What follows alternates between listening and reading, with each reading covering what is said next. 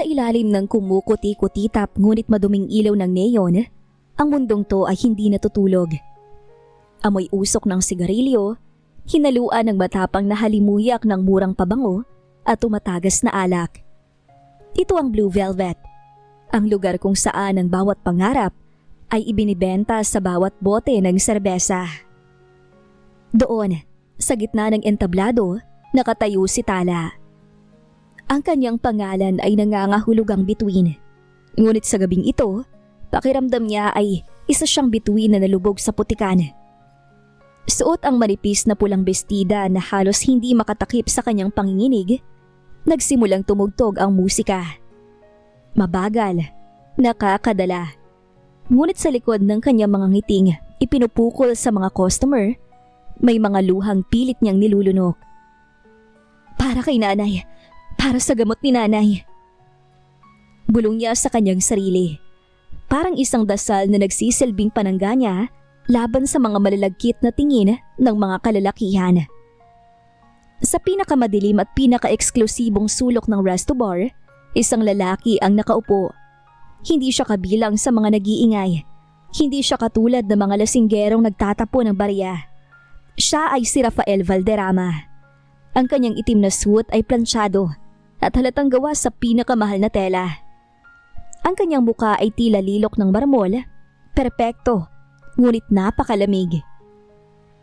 Hindi nakaligtas kay Rafael ang bawat galaw ni Tala. Nakita niya ang panginginig ng mga kamay ng dalaga. Nakita niya ang takot sa likod ng mga mata nitong kulay kape. Higit sa lahat, nakita niya ang isang multo mula sa kanyang nakaraan. Siya ba? Tanong ng kanyang assistant na nasa tabi niya. Siya nga. Tipid na sagot ni Rafael. Ang kanyang boses ay malalim. May otoridad.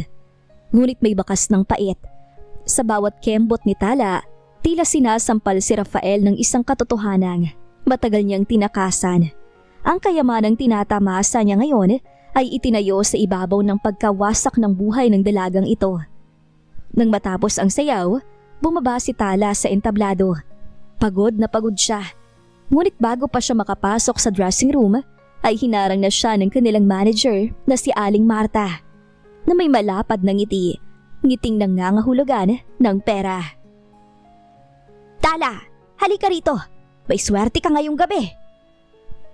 Hila sa kanya ni Aling Marta patungo sa table ni Rafael.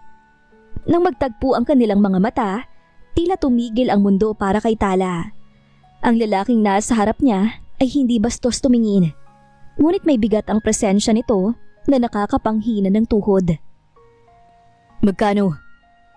Diretsyong tanong ni Rafael kay Aling Marta. Hindi inaalis ang tingin kay Tala. Ay naku sir, si Tala po hindi basta-basta. 1,000,000. Ngayon din, bibilhin ko ang kontrata niya. Bibilhin ko ang lahat ng oras niya. Mula sa sandaling to, hindi na siya magtatrabaho rito. Akin na siya. Nalaki ang mga mata ni Tala. Ang puso niya ay tumibok ng napakabilis. Hindi dahil sa kilig, kundi dahil sa takot at kalituhan. Sa harap ng napakaraming pera, tila naging isang gamit na lamang siya na basta-basta pwedeng bayaran. Sino ka ba? Nauutal na tanong ni Tala. Tumayo si Rafael. Mas matangkad pa ito kaysa sa inaasahan niya. Inilapit nito ang mukha sa kanya, sapat na para maamoy ni Tala ang bango ng mamahaling kulo nito. Ako ang magiging kabayaran sa lahat ng nawala sa iyo, Tala. Sumama ka sa akin. Malamig na sagot ni Rafael. Ang kotseng kinauupuan ni Tala ay mas malambot pa sa kinitang kama na tinutulugan niya sa apartment. Tahimik ang loob ng sasakyan. Tanging ang mahinang ugong ng aircon at ang mabilis na tibok ng kanyang puso ang naririnig niya. Sa tabi niya, si Rafael ay parang estatwa. Nakatingin lang sa labas ng bintana, tila malalim ang iniisip. Nang huminto ang sasakyan, bumungad kay Tala ang isang dambuhalang gate na gawa sa bakal. Pagbukas nito, isang malawak na hardin at isang mansyong, kulay puti at itim ang tumambad sa kanya. Napalunok siya. Ang lugar na ito ay mukhang hindi tahanan. Mukha itong isang magarang bilangguan Bumaba ka. Utos ni Rafael. Sumunod si Tala, iyakap ang kanyang sarili habang bitbit ang isang maliit na bag na naglalaman ng iilan niyang gamit. Pagpasok sa loob, lalong naramdaman ni Tala ang liit niya. Ang sahig ay gawa sa mamahaling marmol at ang mga chandelier sa kisame ay tila mga kristal na handang bumagsak sa kanya. Mula ngayon, dito ka natitira. Panimula ni Rafael habang tinatanggal ang kanyang coat at ibinibigay ito sa isang kasambahay. May sarili kang silid. Lahat ng kailangan mo, damit, pagkain, gamot para sa ina mo, ay ibibigay ko. Humarap si Tala sa kanya. Ang kanyang takot ay unti-unting napalitan ng pagtataka at inis. Bakit? Hindi mo naman ako kilala. Bakit kailangan bilhan mo pa ang kontrata ko sa Blue Velvet? Kung gusto mo ng babae, marami namang iba dyan na mas disente kesa sa akin. Huminto si Rafael at dahan-dahang lumapit kay Tala. Bawat hakbang nito ay tila nagpapalit sa mundo ng dalaga. Huminto siya ng ilang pulgada na lang ang distansya nila. Naamoy ni Tala ang bango ng tagumpay at kapangyarihan mula sa lalaki. Huwag mong isipin na ginagawa ko to dahil gusto kita. Mariing sabi ni Rafael. Ang kanyang mga mata ay parang madilim na dagat. Ginagawa ko to dahil may utang ako sa pamilya mo. Isang utang na kahit ang bilyon-bilyon ko ay hindi kayang bayaran ng buo. Kumunot ang noo ni Tala. Utang? Anong pinagsasasabi mo? Hindi sumagot si Rafael. Sa halip, hinawakan niya ang baba ni Tala at bahagyang inangat ito. Ang init ng kanyang balat ay nagpadala ng kuryente sa buong katawan ng dalaga. Isang pakiramdam na hindi niya inaasahan. Huwag kang magtatanong. Sumunod ka na lang sa mga gusto ko. At isa pa, ayaw kong makikita kang nagsusuot ng mga basahan na suot mo sa resto bar. Dito, ikaw ay isang binibini, hindi isang mananayaw. Sabi ni Rafael. Nabuhay ang dugo ni Tala. Binawi niya ang kanyang mukha mula sa pagkakahawak ni Rafael. Basahan? Yun ang nagpakain sa akin at sa nanay ko habang naghihirap kami. Wala kang karapatang insultuhin ang pinagdaanan ko o ang trabaho ko, mister. Nagulat si Rafael sa tapang ng dalaga. Sa mundo ng negosyo, lahat ay yumuyuko sa kanya. Ngunit ang babaeng ito na galing sa putikan ay may lakas ng loob na sigawan siya. Isang bahid ng interes ang kumislap sa kanyang mga mata. Ngunit mabilis din itong nawala. Matapang ka, miss. Sabi ni Rafael na may bahid ng sarkasmo. Tignan natin kung hanggang kailan tatagal ang tapang mo sa loob ng pamamahay na to. Iniwan ni Rafael si Tala na nakatayo sa gitna ng malawak na sala. Doon, sa gitna ng karangyaan, naramdaman ni Tala ang matinding lungkot. Binili siya ng isang bilyonaryo. Oo, pero ang tanong na bumabagabag sa kanya, ano ang kapalit ng lahat ng ito? Ang unang gabi ni Tala sa mansyon ay puno ng kalituhan. Ang silid na ibinigay sa kanya ay kasing laki ng buong apartment nila sa Tondo. Ang kama ay parang ulap sa lambot at ang mga kurtina ay gawa sa mamahaling seda. Ngunit sa kabila ng karangyaan, hindi dinalaw ng antok si Tala. Pakiramdam niya ay isa siyang estranghero sa isang panaginip na madaling maging masamang panaginip. 2:00 na ng madaling araw. Dahil sa uhaw, lumabas si Tala ng kanyang silid para kumuha ng tubig. Tahimik ang buong mansyon. Tanging ang sariling yabag niya sa marmol na sahig ang naririnig. Ngunit habang dumadaan siya sa tapat ng opisina ni Rafael, nakita niyang bahagyang nakabukas ang pinto nito. Isang malamlam na liwanag ang nanggagaling sa loob. Dapat sana ay tutuloy na siya sa kusina. Ngunit may kung anong bulong ng kuryosidad ang nagtulak sa kanya na sumilip. Nakita niya si Rafael. Wala na ang suot nitong suit jacket. Ang puting polo nito ay nakabukas ang unang 2 botones at ang mga manggas ay nakatupi hanggang siko. Nakaupo ito sa sahig, sa tabi ng isang bukas na safe vault. May hawak itong bote ng scotch sa isang kamay at sa kabila naman ay isang luma at kupas na envelope. Nagulat si Tala nang makita ang hitsura ng bilyonaryo. Wala ang malamig at aroganteng maskara nito. Ang mukha ni Rafael ay bakas ng matinding pagod at pagsisisi. Bakit mo ba ginagawa to, Dad? Bulong ni Rafael sa hangin. Ang boses ay paos at basag. Akmang aalis na sana si Tala nang aksidente niyang masagi ang isang vase sa gilid ng pinto. Lumikha ito ng tunog na bumasag sa katahimikan ng gabi. Sino yan? Mabilis na sigaw ni Rafael. Agad siyang tumayo. Ang kanyang mga mata ay nanilisik at tila bumalik ang pagiging mailap. Ako lang to. Nauutal na sabi ni Tala habang dahan-dahang pumapasok sa loob. Gusto ko lang uminom ng tubig. Mabilis na itinago ni Rafael ang envelope sa likod niya. Ngunit huli na, nahulog ang isang litrato mula rito at dahan-dahang lumipad patungo sa paanan ni Tala. Yumuko ang dalaga para pulutin ito. Nanigas si Tala. Ang litratong hawak niya ay kuha sa isang lumang construction site. Naroon ang isang lalaking nakasuot ng hard hat. Nakangiti sa kamera. Sa tabi nito ay isang maliit na batang babae na may hawak na cotton candy. Si tatay? Bulong ni Tala. Ang puso niya ay tila pinipiga. Bakit nasa yung litrato ng tatay ko? Naging maputla si Rafael. Hindi siya makapagsalita. Agad niyang hinabulot ang litrato mula kay Tala, ngunit hindi natinag ang dalaga. Hinarap niya ang bilyonaryo ng may nag-aapoy na mga mata. Rafael, sumagot ka! Paano mo nakilala ang tatay ko? Sabi mo may utang ka sa amin. Anong kinalaman mo sa pagkamatay niya? Huminga ng malalim si Rafael. Isang buntong hiningang, tila nagdadala ng bigat ng buong mundo. Inilapag niya ang bote ng alak sa mesa at tumingin ng diretsyo kay Tala. Ang tatay mo, si Mang Mario. Isa siya sa mga foreman sa unang malaking project ng Valderrama Construction. 10 taon na nakakalipas. Panimula ni Rafael, ang boses ay puno ng pait. Nagkaroon ng malaking pagkakamali sa disenyo ng gusali. Alam ng ama ko ang tungkol sa mga substandard na materyales na ginamit para makatipid ang kumpanya. Dinalaan niyang ama ko, ang dating CEO. Nanginginig ang buong katawan ni Tala habang nakikinig.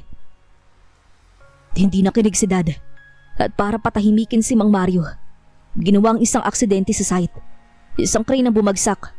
Hindi yun mechanical failure, Tala. Sinadya yun. Napahawak si Tala sa mesa para hindi matumba. Ang aksidenteng pumatay sa kanyang ama at nagdulot ng stroke sa kanyang ina ay hindi pala aksidente. Isa itong kasalanan. At ang mas masakit, nalaman kong lahat ng ito noong nakaraang buwan lang. Nagmatay si Dad at iwan niyang diary na ito. Ang yaman na tinatamasa ko ngayon, ang kumpanyang ipinagmamalaki ko, lahat ng yun ay nabuo mula sa dugo at pawis ng tatay mo. Isang malakas na sampal ang dumapo sa pisngi ni Rafael. Mabilis, masakit at puno ng puot. Kaya mo ko binili? Sigaw ni Tala. Ang mga luha ay malayang umaagos sa kanyang pisngi. Dahil sa konsensya? Akala mo ba mababayaran ng 1 milyon? Anong mansyong ito ang buhay ng tatay ko? Akala mo ba sapat na to para mapatawad ko ang pamilya mo? Hindi ko inaasahan ang tawad mo, Tala. Mahinahong sabi ni Rafael kahit namumula ang kanyang pisngi. Binili kita dahil gusto kitang protektahan. Dahil ang mga taong pumatay sa tatay mo, salary ng mga taong gustong kumuha sa akin ngayon. At ikaw ang tanging ebidensya na natitira sa kanilang kasalanan. Biglang namatay ang lahat ng ilaw sa mansyon. Isang malakas na pagsabog ang narinig mula sa gate. Nandito na sila. Bulong ni Rafael. Mabilis niyang hinawakan ang kamay ni Tala. Sa gitna ng dilim, ang dating magkaaway ay kailangan magkakampi para mabuhay. Hindi kita hayaang mamatay, Tala. Hindi sa pangalawang pagkakataon. Deklara ni Rafael bago sila mabilis na tumakbo patungo sa isang lihim na lagusan sa loob ng opisina. Ang madilim na lagusan sa ilalim ng mansyon ay malamig at amoy lupa. Tanging ang maliit na flashlight mula sa cellphone ni Rafael ang nagsisilbing gabay nila. Ramdam ni Tala ang mahigpit na hawak ng bilyonaryo sa kanyang kamay. Isang hawak na hindi nagmamay-ari, kundi nagpoprotekta. Bilisan mo, Tala. Huwag kang bibitaw. Bulong ni Rafael. Ang kanyang boses ay kalmado, ngunit bakas ang adrenaline. Sinong mga taong yun? Bakit nila tayong gustong tapusin, Rafael? Tanong ni Tala. Halos kapos ang hininga habang sumasabay sa malalaking hakbang ng lalaki. Ang mga taong nakinabang sa pagkawala ng tatay mo. Sagot ni Rafael nang hindi lumilingon. Sa sandaling nalaman nilang kinuha kita mula sa Blue Velvet, alam nilang bala kong itama ang lahat. Para sa kanila, ikaw ay isang banta na dapat burahin. Huminto sila sa dulo ng lagusan na lumabas sa isang masukal na bahagi ng kagubatan sa likod ng property. Isang itim na SUV ang naghihintay doon. Mabilis na pinasakay ni Rafael si Tala at pinaandarang sasakyan ng walang ilaw para hindi sila mapansin. Matapos ang ilang minutong matinding kaba, nang makalayo na sila sa mansyon at makapasok sa highway, unti-unting kumalma ang paligid. Doon lang naramdaman ni Tala ang hapdi sa kanyang paa. Nawala ang kanyang suot na tsinelas habang tumatakbo sila. Masakit ba?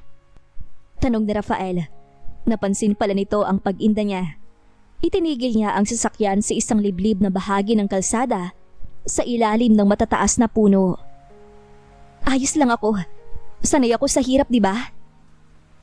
Sagot ni Tala. Pilit na itinatago ang panginginig ng boses. Hindi ako katulad mo na laging nasa aircon. Sa halip na sumagot ng pabalang, kumuha si Rafael ng isang first aid kit sa backseat.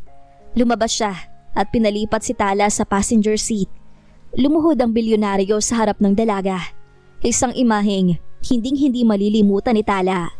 Ang makapangyarihang lalaking bumili sa kanya ay nasa paanan niya ngayon at dahan-dahang nililinis ang sugat sa kanyang talampakan. Bakit mo to ginagawa, Rafael? Mahinang tanong ni Tala.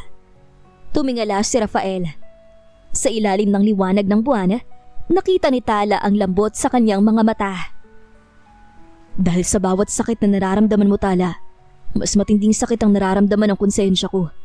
I can't undo the past, pero isang kasalanan if I let anything happen to you now. Isang sandali ng katahimikan ang namayani. Ang tanging naririnig ay ang huni ng mga kuliglig. Ramdam ni Tala ang init ng mga kamay ni Rafael sa kanyang balat. Sa unang pagkakataon, hindi ang bilyonaryong kaaway ang nakikita niya, kundi ang lalaking tila pasa ng mundo para lang protektahan siya. Biglang humangin ng malakas. At dahil sa manipis na damit na suot ni Tala, napayakap siya sa kanyang sarili. Hindi nag-atubili si Rafael. Inalis nito ang kanyang puting polo shirt. Dahilan para malantad ang matitipunong balikat nito at isinuot ito kay Tala. Suotin mo, nilalamig ka na. Sabi ni Rafael. Masyadong malaki ang damit para kay Tala. Amoy na amoy niya si Rafael. Amoy ng kahoy, mamahaling alak at pabango ng binata. Habang ibinobotones ni Rafael ang polo sa leeg ni Tala, sobrang lapit ng kanilang mga muka. Ramdam ni Tala ang mainit na hininga ni Rafael sa kanyang pisngi. Ang kanyang puso na kanina ay tumitibok dahil sa takot ay biglang bumilis dahil sa ibang dahilan. Tala, bulong ni Rafael. Ang kanyang hinlalaki ay dahan-dahang humaplos sa labi ng dalaga. Natigilan si Tala. Alam niyang mali ito. Anak siya ng biktima at ang binata ang anak ng may sala. Ngunit sa sandaling yon, sa loob ng sasakyang yon, tila nawala ang mundo. Ang tanging totoo ay ang kislap sa mga mata ni Rafael na tila nagmamakaawa ng kapatawaran at ng pag-ibig. Wag, Rafael! Mahinang pigil ni Tala, ngunit hindi siya lumalayo. Alam kong wala akong karapatan. Pero sa sandaling nakita kita sa entabladong yun, hindi lang konsensyang gumising sa akin. It was your spirit, Tala. Your fire. Dahan-dahang inilapit ni Rafael ang kanyang noo sa noo ni Tala. Patawarin mo ko kung bibilhin ko pati ang puso mo. Dahil mukhang hindi ko na kayang mabuhay nang wala ka. Isang matamis at maingat na halikang ay dinampi ni Rafael sa noo ni Tala. Isang pangako ng proteksyon, isang simula ng isang bawal na pag-ibig. Ngunit ang romantikong sandali ay naputol nang biglang magring ang phone ni Rafael. Isang mensahe ang bumungad. Sa amin ang nanay ni Tala. Bumalik ka sa warehouse sa Pierre. Kung gusto ninyo na makitang buhay pa siya. Nawala ang kilig. Ang mukha ni Rafael ay bumalik sa pagiging matigas. Ang laro ay nagsisimula pa lang. Ang bawat segundong lumilipas ay tila isang matulis na bagay sa puso ni Tala. Ang Pierre ay isang abandonadong bodega na napapalibutan ng mga kalawanging container van at amoy ng dagat na hinaluan ng langis. Sa ilalim ng madilim na langit, ang lugar na ito ay mukhang isang malaking libingan. Rafael, kailangan nating bilisan. Ang nanay ko, baka kung anong gawin nila sa kanya. Nanginginig na sabi ni Tala habang nasa loob sila ng sasakyan. Ilang metro ang layo mula sa bodega. Hinawakan ni Rafael ang magkabilang balikat ni Tala. Ang kanyang tingin ay matatag. Parang isang angkla sa gitna ng bagyo. Makinig ka sa akin, Tala. Hindi kita pababayaan at hindi ko hahayaang saktan nilang nanay mo. Yan ang pangako ko sa iyo kahit buhay ko pang maging kapalit. Sa gitna ng takot, naramdaman ni Tala ang isang kurot sa kanyang puso. Hinila niya ang polo shirt ni Rafael na suot pa rin niya at isang bugso ng damdamin. Niyakap niya ang binata ng mahigpit. Isang mabilis ngunit mariing halik ang idinampi ni Rafael sa tuktok ng ulo ni Tala bago siya lumabas ng sasakyan. Manatili ka rito. Ilak mo ang mga pinto. Huwag kang lalabas kahit anong mangyari. Ngunit si Tala ay hindi basta-basta babae. Hindi siya ang tipong maghihintay lang habang ang mga mahal niya sa buhay ay nasa panganib. Nang makitang nakapasok na si Rafael sa bodega, dahan-dahan siyang lumabas at kumuha ng isang bakal na nakita niya sa gilid ng daan. Sa loob ng bodega, maliwanag ang gitna kung saan nakatali sa isang silya ang ina ni Tala. Sa harap nito ay nakatayo si Atty. Morales, ang matagal ng legal counsel ng pamilya Valderrama at ang utak sa likod ng lahat. Rafael, ang paborito kong tagapagmana. Nakangising sabi ni Morales habang may hawak na armas. Masyado kang malambot, katulad ka ng daddy mo. Ang kumpanya ay nangangailangan ng kamay na bakal. Hindi ng konsensyang mahina. Bitawan mo siya, Morales. Malamig na utos ni Rafael. Ang kanyang mga kamay ay nakataas. Ngunit ang bawat kalamnan sa kanyang katawan ay handang magwala. Ang ebidensya ay nasa cloud na. Kahit tapusin mo ko, lalabas at lalabas ang katotohanan. Kung ganun, wala na akong pakialam. Isasama ko na lang kayo. Sigaw ni Morales at akmang itututok ang armas kay Rafael. Eksaktong sa sandaling yon, isang malakas na tunog ang bumagsak ang narinig mula sa likuran ni Morales. Isang distraction. Ginamit ni Rafael ang pagkakataon para sumugod. Isang malakas na suntok ang dumapo sa panga ni Morales, dahilan para mabitawan nito ang armas. Tala, takbo! Sigaw ni Rafael nung makitang si Tala pala ang gumawa ng ingay. Nagkagulo sa loob ng bodega. Lumabas ang mga tauhan ni Morales mula sa dilim. Nakipagsuntukan si Rafael ng walang takot. Kahit bilyonaryo, ipinakita niya ang galing sa martial arts na tila ba matagal na niyang pinaghahandaan ang araw na ito.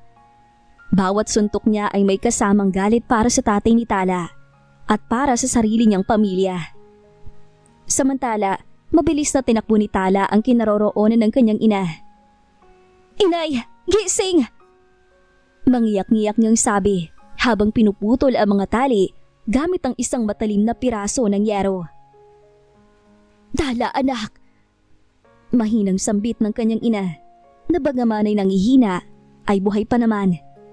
Nang makawala ang kanyang ina, mga alis na sila ng isang tauhan ni Morales ang humarang sa kanila na may hawak na matulis na bagay. Ngunit bago pa ito makalapit, isang mabilis na sipa mula kay Rafael ang nagpabagsak sa lalaki. Humahango si Rafael na lumapit sa kanila. Ayos lang ba kayo? Tanong ni Rafael. Ang kanyang kamay ay agad na humawak sa pisngi ni Tala para suriin kung may galos ito. Ayos lang kami, Rafael. Salamat. Sagot ni Tala. Sa gitna ng kaguluhan, habang naririnig na ang mga sirena ng pulis sa labas na Tinawagan pala ni Rafael bago sila pumasok. Isang sandaling katahimikan ang namagitan sa kanila. Sa kabila ng panganib, ang mga mata nila ay tila nag-uusap. Hinila ni Rafael si Tala palapit sa kanya at idinikit ang kanyang noo sa noo ng dalaga. Sabi ko sa'yo, huwag kang lalabas, di ba? Napakatigas ng ulo mo. Natawa ng bahagya si Tala sa gitna ng luha. Binili mo ang buhay ko, di ba? Kaya obligasyon kong siguraduhin hindi masasayang ang perang ibinayad mo. Ngumiti si Rafael, isang tunay ng ngiti na umabot sa kanyang mga mata. Hindi na kita binili, Tala. Mula ngayon, malaya ka na. Pero sana, piliin mo manatili sa tabi ko. Hindi na sumagot si Tala. Sa halip, siya na ang lumapit at idinampi ang kanyang mga labi sa labi ni Rafael. Isang halik na puno ng pasasalamat, pagpapatawad at ang simula ng isang pag-ibig na hindi na mababayaran ng kahit anong yaman. Ngunit habang dinadala ng mga pulis si Morales, isang huling tingin ang ibinigay ng matanda sa kanila. Isang tingin nagsasabing hindi pa tapos ang laban. Matapos ang engkwentro sa pier, hindi na ibinalik ni Rafael si Tala sa mansyon sa Maynila. Alam niyang marami pang galamay si Morales ang nagmamanman. Sa halip, sa gitna ng kadaliman ng madaling araw, dinala niya sila sa isang rest house sa Tagaytay. Isang lihim na ari-arian na nakatago sa gitna ng masukal na hardin na mga pino at taniman ng kape.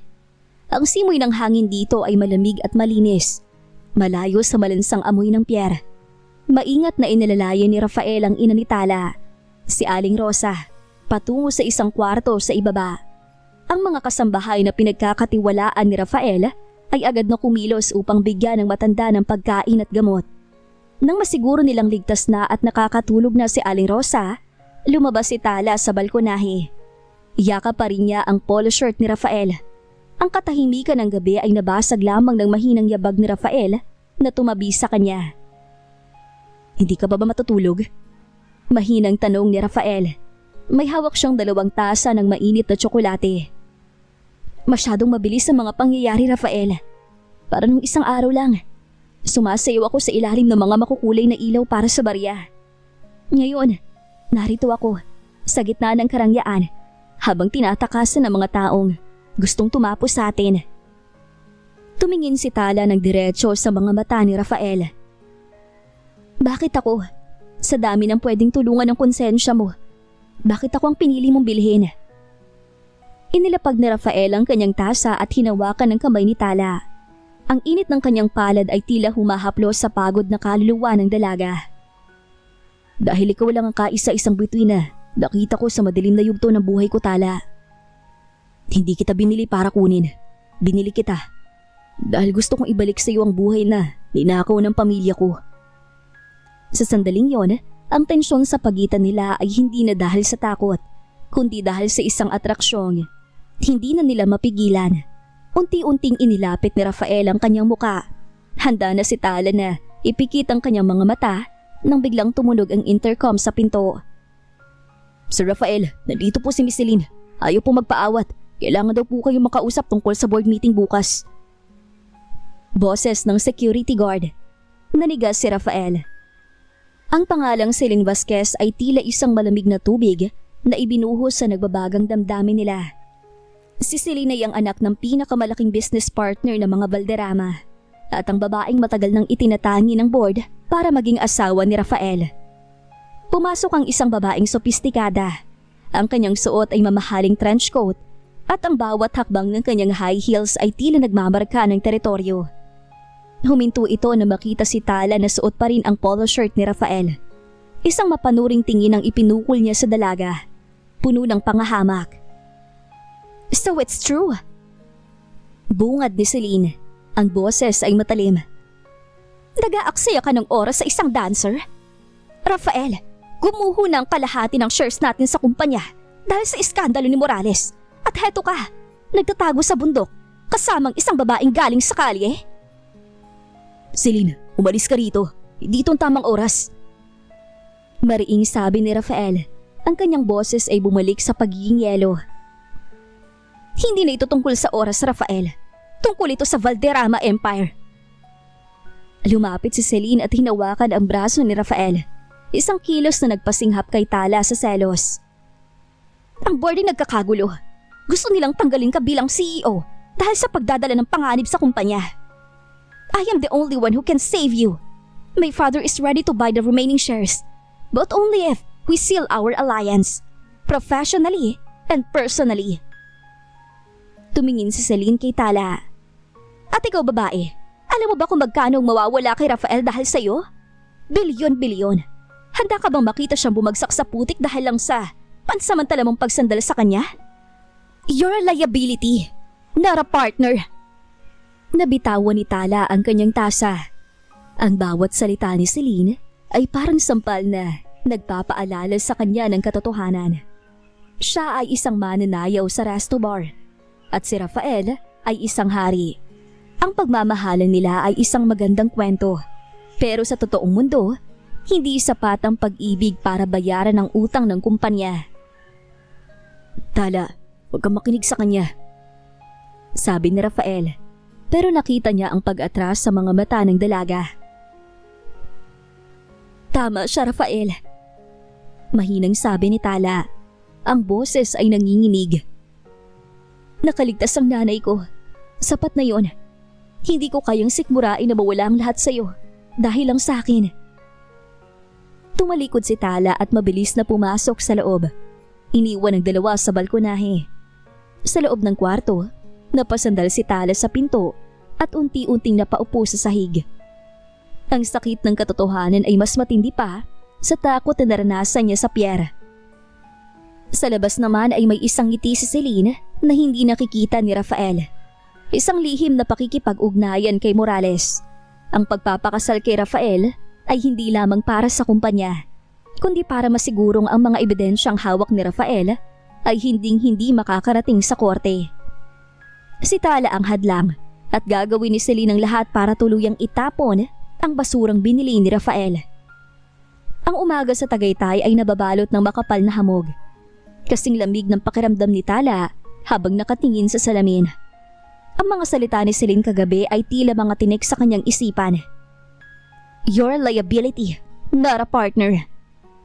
Habang abala si Rafael sa pakikipag-usap sa mga abogado sa telepono, isang pagkakataon ang ginamit ni Celine. Pumasok siya sa silid ni Tala nang walang katok. May dalang isang piraso ng papel, isang tseke. 10:00 na, huwag na nating patagalin to. Panimula ni Celine habang inilalapag ang tseke sa mesa. 10 milyon. Sapat na yan para dalhin mo ang nanay mo sa abroad, magpagamot at magsimula ng bagong buhay na malayo sa mundong hindi mo naman kinalakihan. Umalis ka na bago mo patuluyang hilahin si Rafael sa kailaliman. Tinitigan ni Tala ang tseke. 10 milyon. Yun ang halagang pangarap lang niya noon habang sumasayaw sa ilalim ng pulang ilaw. Ngunit sa halip na masilaw, naramdaman niya ang matinding pagkamuhi. Sa tingin mo ba, lahat ng bagay ay may presyo? Binili ako ni Rafael para iligtas, hindi para maging kasangkapan sa negosyo ninyo. Lahat ng tao may presyo, Tala.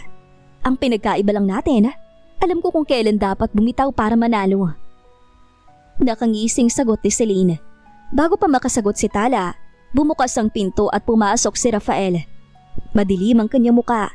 Ang mga mata ay nanilisik sa galit nang makita ang tseke sa mesa. Mabilis niyang kinuha ito at pinunit sa harap ni Celine. Rafael, what are you doing? Sigaw ni Celine. Lumabas ka na, Celine.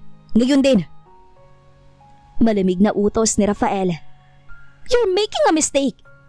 Ang board of directors ay nakahanda ng i-voted out ka bilang CEO. Kung hindi ka makikipag-ayos sa pamilya ko, mawawalang Valderrama Empire sa iyo. Humarap si Rafael kay Celine ng may kakaibang ngiti. Isang ngiting puno ng laya. Hinayaan ko ng daddy ko na tumapos ng tao para sa imperyong yan, Celine. Hindi ko gagawin na parehong pagkakamali. Kung ang kumpanyang yan na naglalayo sa akin sa kaisa-isang bagay na nagpapatibok ng puso ko, kung gayon, handa kong isuko yun sa inyong lahat. Nagulat si Tala sa narinig buhat sa binata. Rafael, wag! Ngunit hindi siya pinansin ni Rafael. Kinuha nito ang kanyang laptop at sa harap nila, nagpadala siya ng isang opisyal na email. isang resignation letter na epektibo sa sandaling yon, kasama ang pagpasa ng lahat ng kanyang personal na shares sa isang charity fund para sa mga biktima ng pang-aabuso sa trabaho. Yumayanig na balita ito sa mundo ng negosyo. Ang nag-iisang tagapagmana bumitiw sa pagiging CEO. Nang makaalis si Selena halos maglupasay sa galit, naiwan ang katahimikan sa pagitan ni Tala at Rafael. Dahan-dahang lumapit si Rafael kay Tala. Hinawakan niya magkabilang kamay ng dalaga at tinitigan ito ng may pagsinta. Bakit mo ginawa yun? Bilyonaryo ka. Wala ka na ngayong yaman. Naiiyak na tanong ni Tala. Maling-mali ka, Tala. Ngayon lang ako naging tunay na mayaman. Dahil sa unang pagkakataon, wala na akong utang na loob sa nakaraan. Wala na akong kumpanyang kailangan protektahan. Ang tanging kailangan ko nalang protektahan at mahalin ay ikaw. Isinandal ni Rafael ang noo sa balikat ni Tala. Hindi na kita binili, Tala, at hindi rin ako ang bumili sa iyo. Ang totoo, ikaw ang nagligtas sa akin mula sa pagiging bilanggo ng sarili kong pera. Mahal kita at handa akong gawin lahat para sa iyo. Buong puso na saad ng binata. Sa gitna ng hamog ng Tagaytay, sa loob ng maliit na balkonaheng iyon, naramdaman ni Tala ang pinakamatamis na tagumpay. Hindi sa pera, kundi sa isang pag-ibig na handang isuko ang lahat. Ngunit habang magkayakap sila, hindi nila alam na ang laban ay hindi pa tapos. Dahil si Morales ay nakalaya na sa tulong ng isang hindi inaasahang kakampi. Isang buwan ang mabilis na lumipas mula ng talikuran ni Rafael ang kanyang trono sa Valderrama Empire. Nanirahan sila sa isang maliit ngunit magandang bahay sa tabing dagat sa Batangas. Malayo sa ingay at intriga ng Maynila.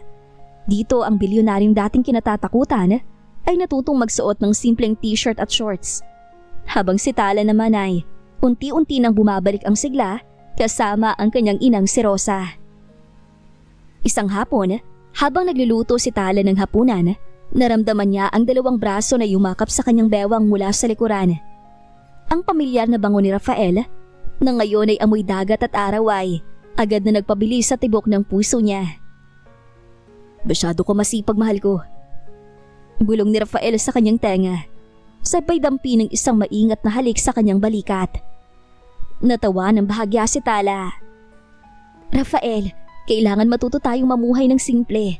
Wala na tayong mga chef at katulong dito. Pero aminin mo, mas masarap ang luto ko kaysa sa mga pagkain sa 5-star hotels, di ba?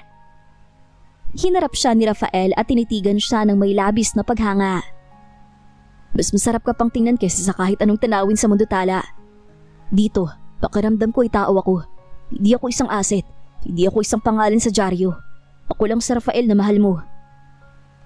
Ngunit sa gitna ng kanilang kulitan, napansin ni Tala ang isang itim na SUV na nakaparada sa di kalayuan ng kanilang bakuran. Hindi ito ang unang beses na nakakita siya ng kahina-hinalang sasakyan nitong mga huling araw. Rafael, nakikita mo ba yun?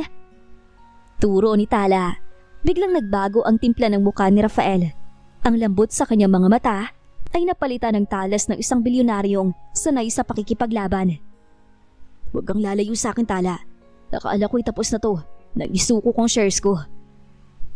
Hindi alam ni Rafael, ang pagsuko niya sa kumpanya ay hindi nagpatigil kay Selena at Morales. Sa halip, lalo silang naging desperado. Dahil sa paglipat ng shares ni Rafael sa isang charity fund, nasira ang planong pag-takeover ni Selena.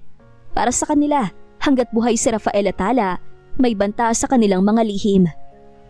Kinagabihan, habang mahimbing na natutulog ang lahat, isang malakas na kalabog ang narinig mula sa sala. Mabilis na bumangon si Rafael at kinuha ang kanyang armas na nakatago sa ilalim ng kama. Tala, dalhin mo si Nani sa atik. Bilis! Utos ni Rafael. Bago pa makakilo si Tala, bumukas ang pinto ng kwarto. Hindi si Morales ang pumasok, kundi si Celine na may hawak na armas at bakas ang pagkahibang sa mga mata nito. You ruined everything, Rafael! Ang kumpanya, ang pangalan ko, ang kinabukasan ko, lahat yun nawala dahil sa babaeng to. Itinutok nito ang armas kay Tala. Ibaba mo ang armas, Celine, hindi ito ang paraan. Sigaw ni Rafael habang dahan-dahang humahakbang sa harap ni Tala para magsilbing panggalang. Kung hindi ka mapupunta sa akin, Rafael, sisiguraduhin kong wala ka ring babalikan. Isang putok ang umalingaw-ngaw sa loob ng tahimik na bahay. Ngunit hindi si Tala ang tinamaan. Sa isang iglap, sinalo ni Rafael ang bala na para sana sa dalaga. Rafael! Sigaw ni Tala. Habang dahan-dahang bumabagsak ang lalaking nagbigay sa kanya ng lahat, ang lalaking mahal niya. Ang tunog ng armas ay tila nagpabagal sa pag-ikot ng mundo niya. Nadiga si Tala habang pinapanood ang dahan-dahang pagbagsak ni Rafael sa malamig na sahig. Ang puting t-shirt nito ay mabilis na nilamon ng matingkad na pula. Dugong inialay nito para sa kanya. Rafael! Hindi! Huwag!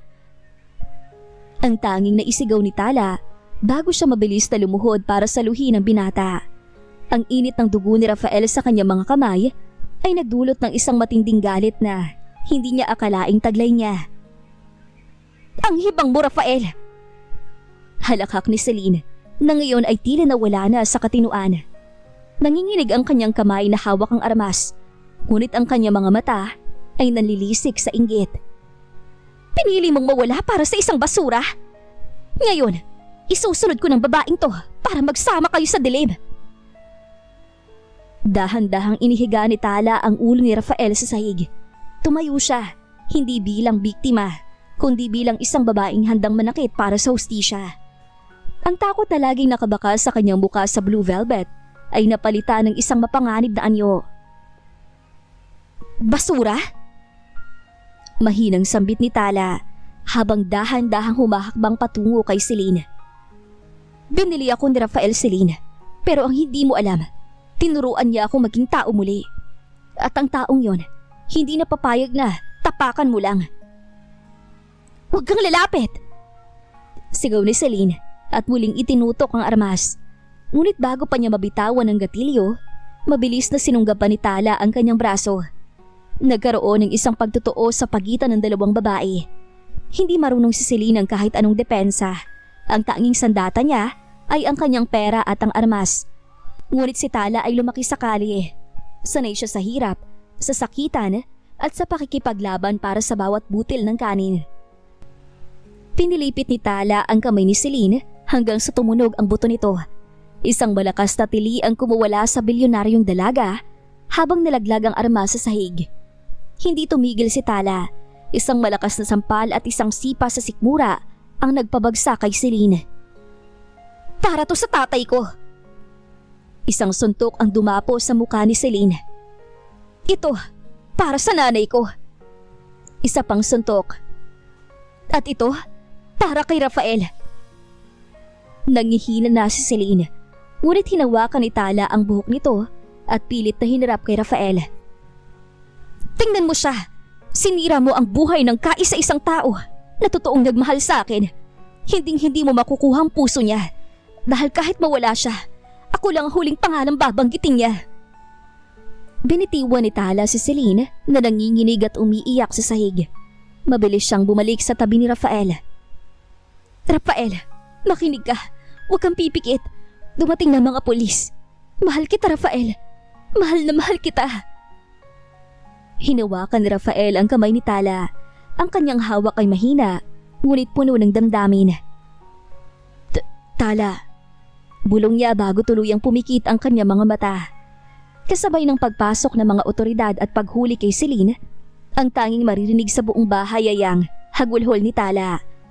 Ang bilyonaryong bumili sa kanya ay nakikipaglaban ngayon sa kamatayan. At sa unang pagkakataon, napagtanto ni Tala na wala siyang halagang pera na pwedeng pambayad para sa buhay ng lalaking nagligtas sa kanya. Ang puting pasilyo ng ospital ay tila walang katapusan.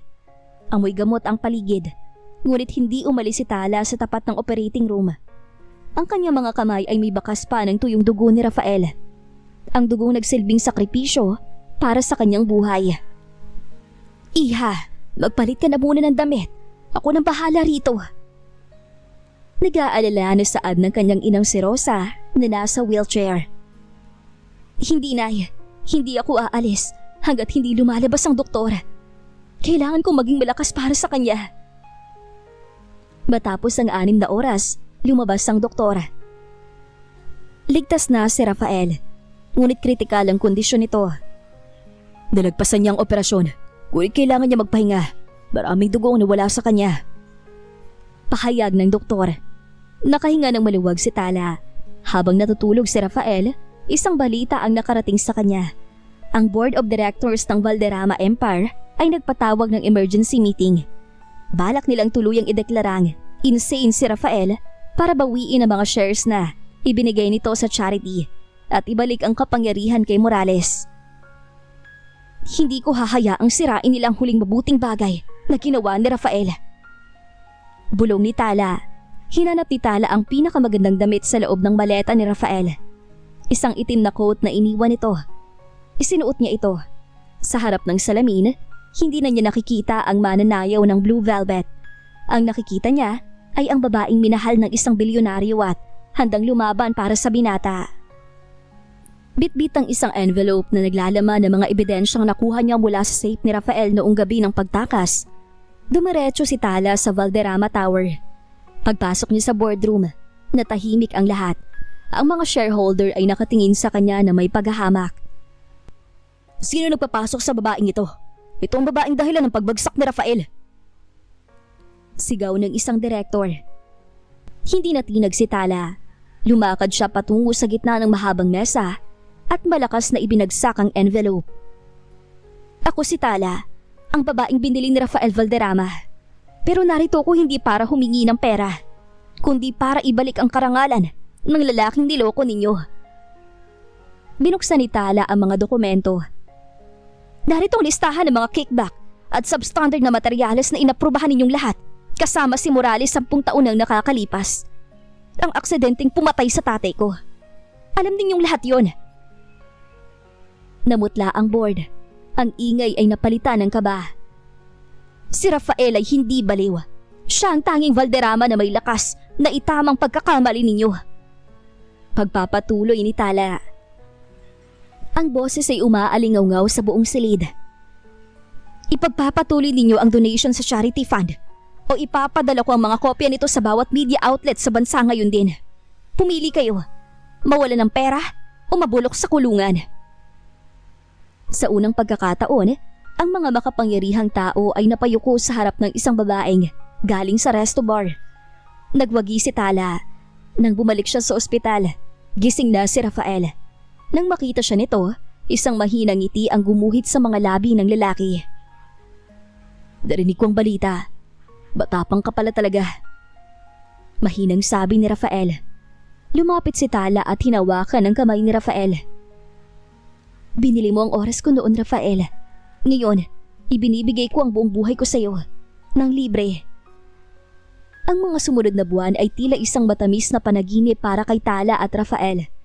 Sa isang simpleng seremonya sa harap ng dagat, ipinangako nila ang kanilang mga buhay sa isa't isa. Walang magarbo, walang media, tanging sila lamang at si Aling Rosa. Ang dating bilyonaryo ay ganap nang namumuhay bilang isang consultant sa isang maliit na firm. Habang si Tala naman ay nagpapatakbo ng isang dance studio para sa mga batang kapuspalad.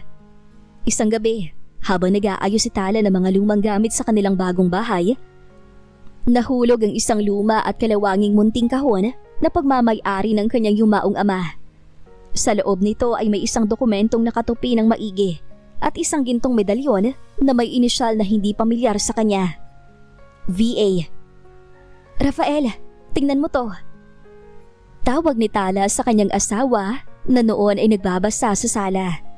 Lumapit si Rafael at sinuri ang medalyon. Kumunot ang kanyang noo. Ang inisyal na to, Vargas Argon. Sila ang pamilya nagmamay-ari ng lupang kinatatayuan ng Valderrama Tower bago pa tumakuha ni Daddy sa isang maanumalyang paraan. Binasa nila ang dokumento. Hindi ito basta sulat. Ito ay isang adoption paper. Nanlamig si Tala. Ayon sa papel, ang kanyang ama na si Mario ay hindi niya tunay na ama. Siya ay ipinagkatiwala lamang kay Mario sa isang lihim na pagkakataon noong sanggol pa lamang siya. Anong ibig sabihin nito? Na hindi ako si Tala na anak ng isang foreman? Ibig sabihin nito, Tala, ikaw nawawalang tagapagmana ng mga Vargas Argon, ang pamilyang sinira ng ama ko para makuha ang kanilang ari-arian. Hindi lang pala biktima si Tala. Siya ang tunay na may-ari ng pundasyong kinatatayuan ng kayamanan ni Rafael. Ang pagbili ni Rafael sa kanya sa resto bar ay tila naging isang biro ng tadhana. Dahil sa katotohanan, ang lahat ng kayamanan ni Rafael ay utang sa tunay na pamilya ni Tala. Nagulat pa si na Rafael at Tala nang makita nila si Aling Rosa na umiiyak sa likod nila. Anak, hindi ka man nanggaling sa akin, pero totoong minahal kita at ni Mario. Alam ko na malaki ang kasalanan ng iyong ama, pero sana mapatawad mo siya. Naiyak na saad ni Tala. Nalilito man ay lumapit si Tala kay Aling Rosa na kinikilala niyang ina. Inay, kung ano man ang totoo, anak niyo man ako hindi. Lagi ninyong tatandaan na lahat ay gagawin ko para sa inyo. Dahil mahal kita, inay. Sapat na sa akin na hindi ninyo ako itinuring na ibang tao. Kayo ni tatay. Umiiyak na saad ni Tala bago niyakap na mahigpit ang kanyang ina. Biglang tumunog ang cellphone ni Rafael. Isang hindi kilalang numero. Nalaman mo na ba ang katotohanan, Rafael?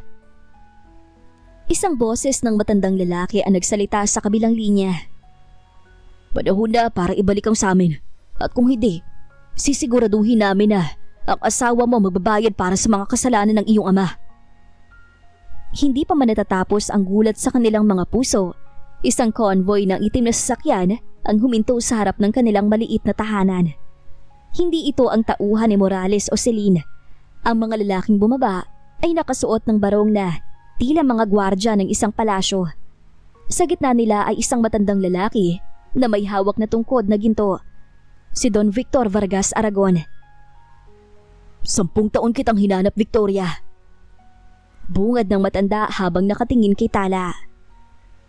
Victoria? Pero Tala po ang pangalan ko. Matapang na sagot ni Tala, bagaman nakakapit siya na mahigpit sa braso ni Rafael. Yan ang ipinangalan sa iyo ng forma na nagnakaw sa iyo mula sa amin. Malamig na sabi ni Don Victor. Ang pamilya Valderrama, tinapos nilang iyong mga magulang para makuha ang aming korporasyon. Ang iyong ama na si Mario, hindi siya bayani. Siya ang tauhan ng mga Valderrama na inutusang itago ka para walang magmana ng aming mga lupain. Nabitawan ni Tala ang kanyang hawak. Ang buong buhay niya, ang paghihirap nila sa tondo, ang pagiging mananayong niya ay bahagi pala ng isang malaking sabwatan. Ang lalaking itinuring niyang ama ay ang mismong taong naglayo sa kanya sa tunay niyang buhay. Gayon, Victoria, nandito kami para bawiin ka at para lipunin ang huling Valderrama na natitira, ang asawa mo. Hindi niyo siya sasaktan! Sigaw ni Tala habang humaharang sa harap ni Rafael. Tala, lumayo ka riyan. Bulong ni Rafael. Alam niya ang pangalang Vargas Aragon. Sila ang old money ng bansa na mas mapanganib dahil hindi sila gumagamit ng armas sa kalsada, kundi mga batas at kapangyarihan na kayang magpabagsak ng gobyerno. Victoria, kung pipiliin mo lalaking to, itinatakwil mo ang iyong tunay na pamilya. Banta ni Don Victor. Ngunit kung sasama ka sa amin, sisiguraduhin kong mabubulok sa kulungan ang lahat ng tumapos sa mga magulang mo, kasama na si Rafael. Isang matinding kalituhan ang humarap kay Tala sa pagitan ng paghihiganti para sa kanyang tunay na pamilya at ang pag-ibig niya sa lalaking naging kaligtasan niya, alin ang mas matimbang. Sa gitna ng tensyon, isang tunog ng armas ang narinig mula sa di kalayuan. Isang sniping attempt, ngunit hindi si Rafael ang target, kundi si Don Victor. Sa isang iglap, si Rafael ang tumulak sa matanda para iligtas ito. Bakit mo ko iniligtas, Valderrama? Tanong ng matanda habang inaalalayan ng mga gwardya. Dahil mahal ko po ang apo mo. At hindi ako katulad ng tatay ko. Ang mansyon ng mga Vargas Aragon sa Forbes Park ay tila isang palasyong binalot ng ginto at misteryo. Dito, wala na ang simpleng bestida ni Tala. Pinalitan ito ng mamahaling sutla at mga alahas na kasing halaga ng isang gusali. Ngunit sa likod ng marangyang anyo, si Tala na ngayon ay tinatawag ng Victoria ay may pusong nag-aapoy para sa kanyang asawa. Hindi ko akalaing ang apo ko ay may taglay na bagsik. Wika ni Don Victor habang pinapanood si Tala na pirmahan ng mga dokumento ng korporasyon. Hindi niyo ako nakuha rito para maging palamuti, Lolo. Umasok ako sa mundong to dahil sa isang kondisyon. Walang mangyayaring masama kay Rafael. Ang lahat ng kasong isasampalaban sa mga Valderrama ay itutuon lamang sa mga taong sangkot sa krimen at hindi sa asawa ko. Ang board ng Vargas Aragon ay hindi sang-ayon. Para sa kanila, ang dugo ng isang Valderrama ay dapat dumanas ng paghihiganti. Ngunit ipinakita ni Tala ang galing na natutunan niya sa hirap ng buhay. Ginamit niya ang kanyang otoridad para kontrolin ang mga shares at harangan ng anumang tangkang pagpapahama kay Rafael. Isang gabi, lihim na nagkita sina Tala at Rafael sa hardin ng mansyon. "Nahihirapan ka na ba?" tanong ni Rafael, bakas ang pangungulila sa kanyang boses. "Gagawin ko ang lahat, kahit magsuot ako ng maskara ng isang reyna. Ako pa rin ang Tala mo." Bulong ni Tala habang yakap ang asawa. Ngunit sa dilim, may mga mata pang nagmamanman. Isang bagong kalaban ng litaw mula sa loob mismo ng pamilya. Isang pinsa na galit sa pagbabalik ni Victoria dahil mawawala sa kanya ang mamanahing kayamanan. Ang buhay sa loob ng palasyo ng mga Aragon ay tila isang laro ng chess. Bawat galaw ay may kapalit at bawat ngiti ay may itinatagong patalim.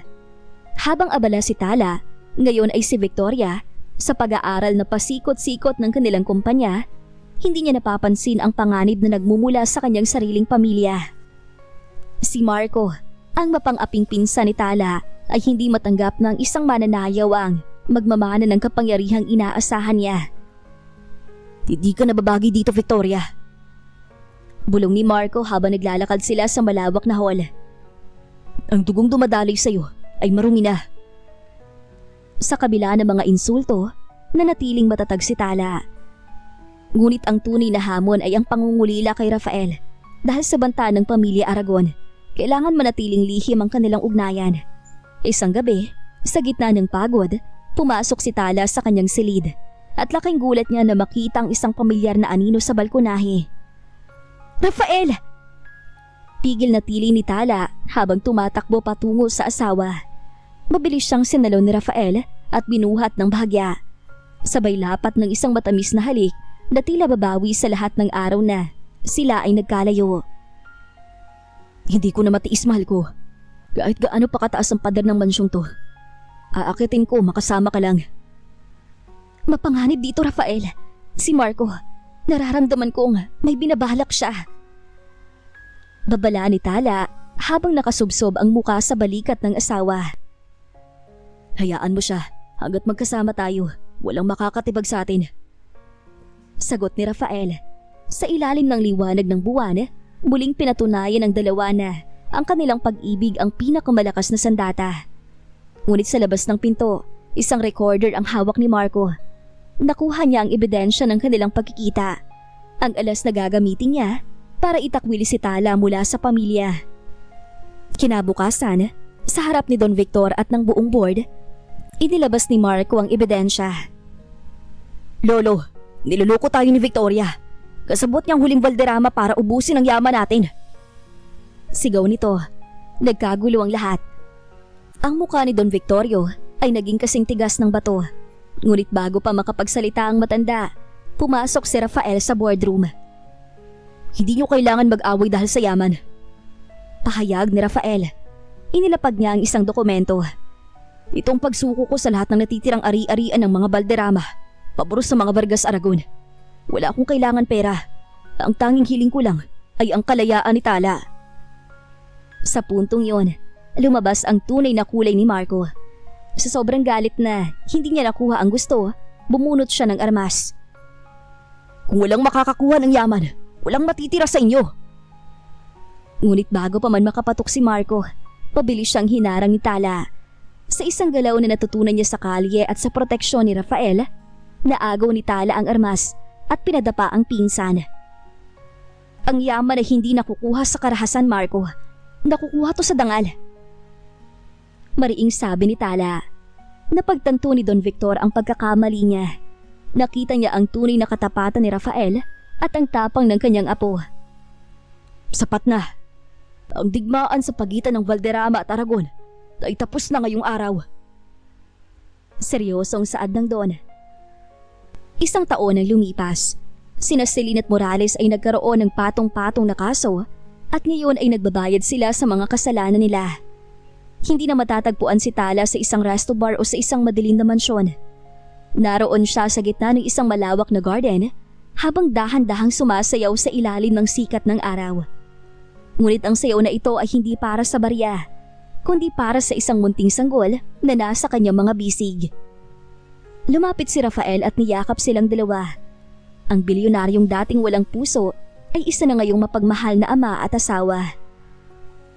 Ibinalik nila ang karamihan sa kanilang yaman sa mga komunidad na nasaktan ng kanilang mga pamilya noon. Sinong mag-aakala na ang babaeng binili ko sa halagang 1 milyon ay siya pala nagmamay-ari ng puso ko at ng buong mundo ko. Hindi mo ako binili, Rafael. Niligtas mo ko at niligtas kita. Ngayon, tayo ay malaya na. Sa huling pagkakataon, nagtagpo ang kanilang mga labi sa isang halik na hindi na bababayaran ng kahit anong ginto. Ang Tala na dating nalunod sa dilim ay ganap na ngayon nagniningning sa piling ng lalaking naging langit niya. 4 na taon pa ang lumipas. Ang dating masukal na lupain sa tabing dagat ng Batangas ay isa na ngayong masayang tahanan na puno ng tawanan. Hindi ito ang malamig na mansyon na kinalakihan ni Rafael, kundi isang bahay na gawa sa kahoy at salamin, kung saan malayong pumapasok ang sikat ng araw at ang amoy ng dagat. Nakatayo si Rafael sa balkonahe, bitbit ang isang basong kape. Wala na ang kanyang mga mamahaling suit. Suot niya ang isang simpleng puting linen shirt. Mula sa kanyang kinatatayuan, pinapanood niya ang kanyang asawang si Tala na nagtuturo sa kanilang 2 anak. Isang 4 na taong gulang na batang lalaki na kamukhang kamukha niya, si Mateo, at isang 2 taong gulang na batang babae na nakuha ang mapungay at matapang na mga mata ni Tala, si Malia. Lumapit si Rafael at niyakap si Tala mula sa likuran. Isinandal niya ang kanyang baba sa balikat ng asawa. Masyado silang malilikot. Parang ikaw nung unang gabi kitang makilala sa resto bar. Hindi mo alam kung saan ka tatakbo, pero napakatapang mo. Natawa si Tala at humarap sa asawa. At ikaw naman, parang yelo pa rin noong mga panahong yon. Sinong mag-aakalang ang bilyonaryong masungit ay marunong na palang magpalit ng lampin ngayon? Nagkatitigan ng dalawa. Sa loob ng 4 na taon, marami silang pinagdaanan. Ang kumpanya ng mga Vargas Aragon ay pinatatakbo na ngayon ng isang professional board sa ilalim ng kanilang pangangasiwa. Ngunit ang malaking bahagi ng kita nito ay napupunta na sa Tala Foundation, isang shelter at paaralan para sa mga babaeng biktima ng pang-aabuso. May pinagsisisihan ka ba, Rafael? Tanong ni Tala habang hinahaplos ang pisngi ng asawa. Yung yaman, yung kapangyarihan na isinuko mo. Umiling si Rafael at idinampi ang isang mabilis na halik sa mga labi ni Tala. Ang tanging pinagsisisihan ko ay hindi kita nahanap ng mas maaga. Binili kita sa halagang 1 milyon. Akala ko, ako ang bida. Pero ang totoo, ikaw ang bumili sa kalayaan ko mula sa isang malungkot at madilim na buhay ko. Mama! Papa! Tara na! Ang ganda ng sunset! Sigaw ng kanilang mga anak mula sa dalampasigan. Magkahawak kamay na naglakad ang dalawa patungo sa kanilang mga anak. Ang araw ay dahan-dahang lumulubog. Nagkukulay kahel at lila ang langit. Sa bawat yapak nila sa buhangin, alam nilang wala ng presyo ang kanilang kaligayahan. Dati, si Tala ay isang bituin na nalubog sa putik. Ngayon, siya na ang nagsisilbing gabay at liwanag sa buong mundo ni Rafael. Ang kanilang kwento na nagsimula sa isang madilim na resto bar ay nagtapos sa ilalim ng isang malawak at payapang langit. Alam nilang madami pa silang pagdadaanan na pagsubok, pero sigurado sila na malalampasan nila lahat ng iyon dahil wagas at tapat ang pagmamahal nila sa isa't isa. At dito na po nagtatapos ang kwento ni Rafael at Tala. Sana ay muli ninyo akong samahan sa mga full story na nais kong ibahagi sa inyo. Comment lang po sa mga